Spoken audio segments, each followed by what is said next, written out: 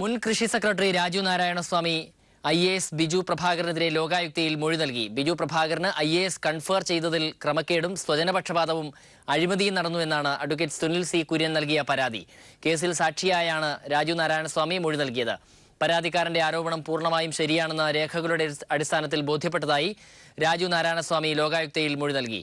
IAS confer ചെയ്യാൻ 8 വർഷം sub കളക്ടറായി പ്രവർത്തന പരിചയം വേണമെന്ന് ഇരിക്കെ പൊതുമേഖലാ സ്ഥാപനങ്ങളിലെ പ്രവൃത്തി പരിചയം കൂടി കൂട്ടിച്ചേർത്താണ് ബിജു പ്രഭാകർ IAS സമ്പാദിച്ചതെന്നാണ് പരാതിക്കാരന്റെ ആരോപണം.